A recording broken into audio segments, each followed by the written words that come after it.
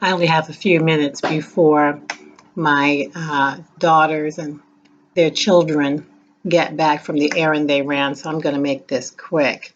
I was thinking this morning about how cooperative I've been as a mom and a grandmother with my children. I believe we had some pretty good boundaries, but um, I also questioned some of my boundaries, and I had to work on some things. Um, and particularly in the area of doing and helping when I'm really needed. And I think really my real issue here today that I'm kind of grappling with is how much I'm going to do and when I'm going to do it. Um, and I start to think of things like, does it work for me? Does it work for my goals and my schedule? Does it work for what I ultimately want to do with the rest of my life since all of my children except one are adults and pretty much living their own lives. A couple finishing college, but still, they really are working as well and living their own lives. And so, here's what I've kind of discovered over the past couple of days, and that is that I can only love them as much as I love myself.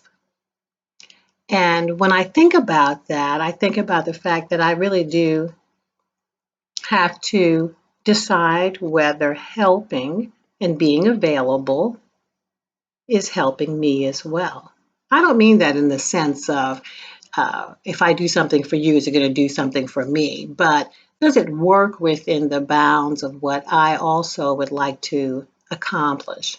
I'm in grad school right now at the Ecumenical Institute of St. Mary's Seminary and University here in Baltimore. And it's been an awesome experience. I've missed a couple of semesters, one through illness, the other um, just a semester I needed to take off at the time. And so I'm really beginning to carefully assess these requests for grandma time and babysitting for rides and other kinds of help and downtime around whether it really is working for me. Is it in the way of my self care?